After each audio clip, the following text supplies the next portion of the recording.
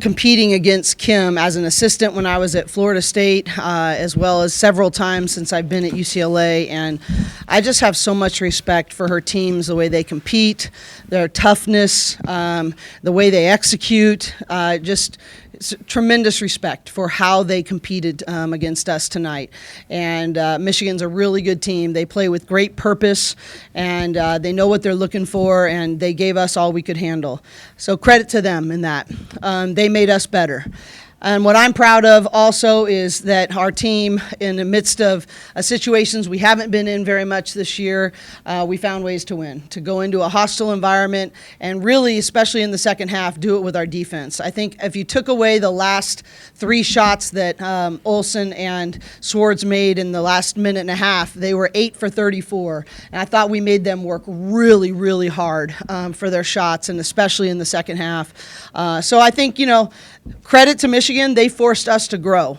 But as a team, I was proud of how we responded, and we will get better from this environment. Obviously, I have 2 great players next to me that are leading us to that end, but really thrilled that we were able to find a way to get it done, and I'm thrilled for the opportunity to teach through what happened today.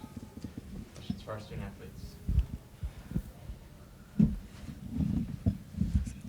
athletes? For both of you, can you just reflect on this winning streak? What has gone well? What common threads are there? You don't hang banners for 17-game winning streaks, but it's impressive.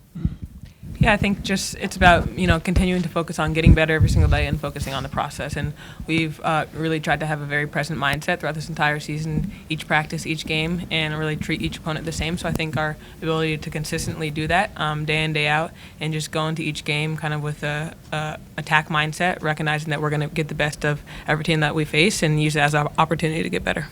Yeah, I agree. I really appreciate about this team just how selfless we are going into every single game, and I really feel like as the season's gone on, we've just been more and more connected, and so I think it's just made everyone so much better, and it's really cool to see the progress that we've made, but we're going to just continue to keep our head down and keep working every day. Lauren and Kiki, how was it seeing Kendall Dudley on the other side of the court this time? Yeah, it was really special.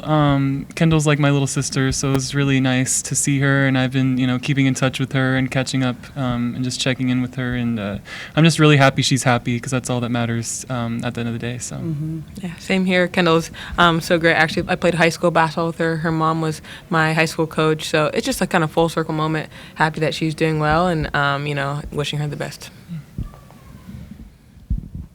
Your coach touched a little bit on growth, and so you guys are down 17-13 to end the first quarter. What growth was had after that? Like, what'd you guys focus on? I think we talked a lot about kind of locking in defensively, getting 50-50s, taking care of the ball and rebounding, and a lot of intangible things that we just needed to do. It wasn't about our offense, it wasn't about the looks we were getting. We knew those would fall. We knew we could, get good shots. But Michigan hustles, they play really hard, and I think at the beginning they were playing harder than us, and so we just had to step that up and kind of match and raise the level of intensity. Yeah. We knew we were going to have to play hard for 40 minutes, so I thought, once we just really locked in defensively and, got the job done. Definitely a defensive battle today.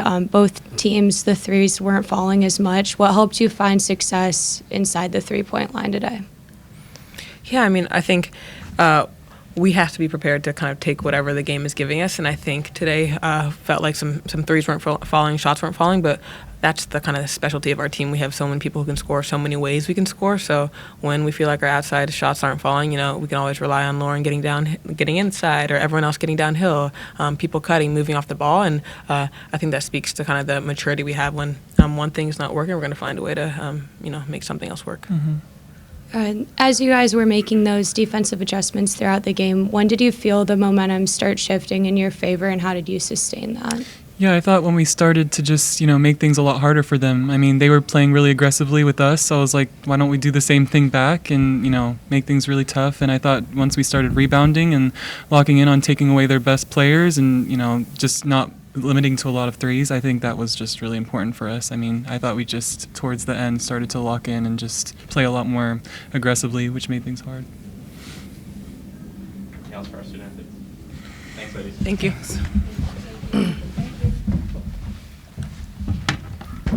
I just wanted to answer your question about Kendall. I think that with all of our kids that we've had opportunities, we've played every single one that has had left our program. And I was writing her a card, which I've done with each one, and we give her championship rings, and she'll get those. But when I was just writing her card, I just was remembering all the great things we got to share. And she's happy and she's doing great, and so I celebrate that. But I just had a lot of fun today remembering how many contributions, how many memories, how many things that I enjoyed watching in Kendall Dudley as I got to write her that card, and just really wish her nothing but the best. She's an elite teammate. She works her tail off, and if she's happy, I'm happy.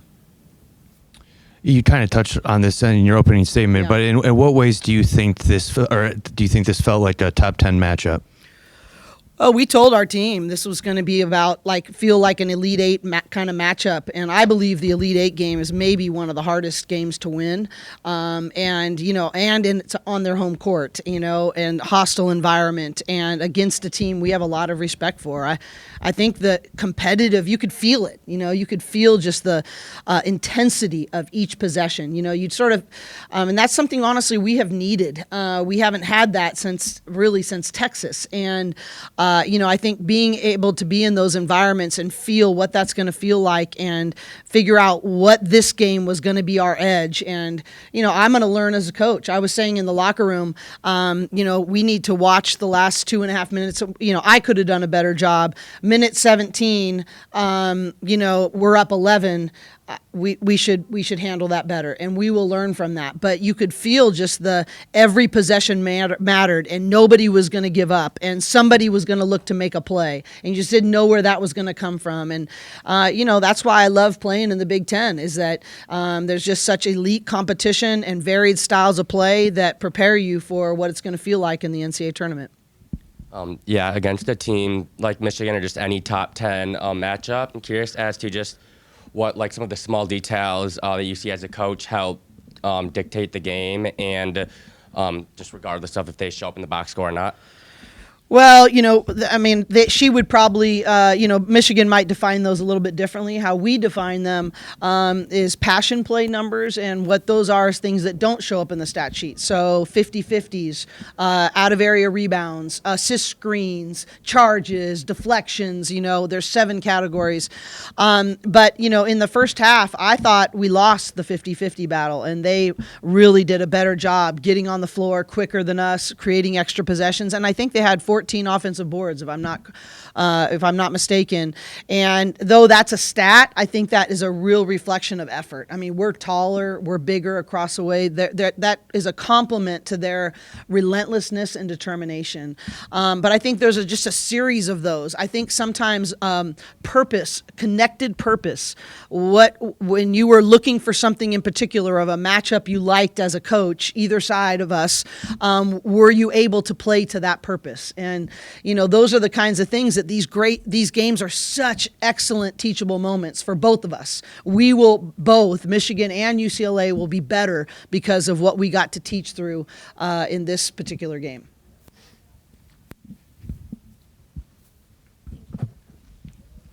Last year, Silas Sword scored 30 points against you guys. Yeah. Tonight, 5 points until the final minute.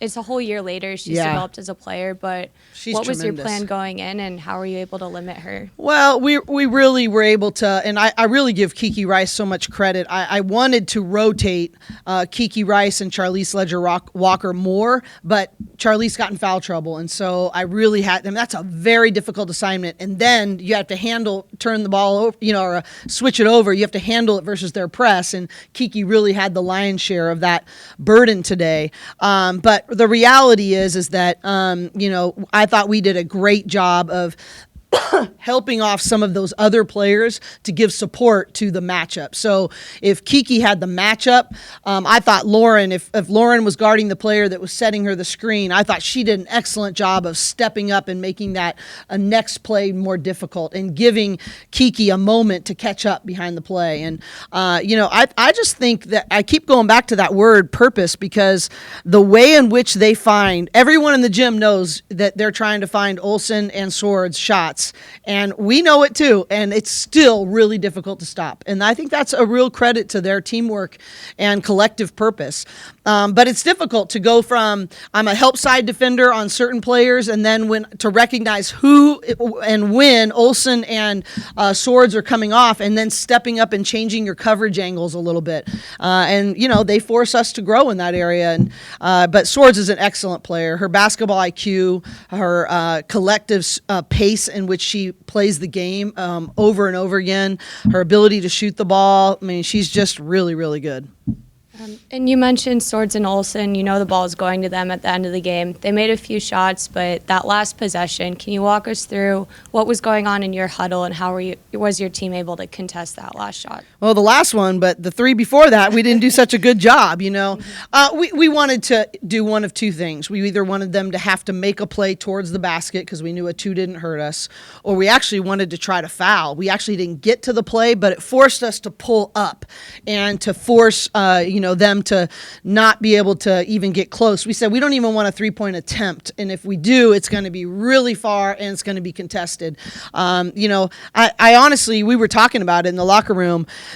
Probably should have fouled in that scenario, or we should have switched before the ball came in bounds so that we forced something over the top. But those are all things that we're going to learn from. But, we didn't do a good enough job at all. We let them come to us at the three-point line instead of dictating and going to them and forcing back cuts and dribble penetrations, which we weren't going to rotate and help on. And so we got a lot of things that we can grow through and get better. But credit to the playmaking that they had. Thank you guys for being here. Thanks for covering. Great. I did want to say one other thing. Great environment. Super Bowl Sunday. A lot of people would say, oh, they're not going to get a great environment, great crowd.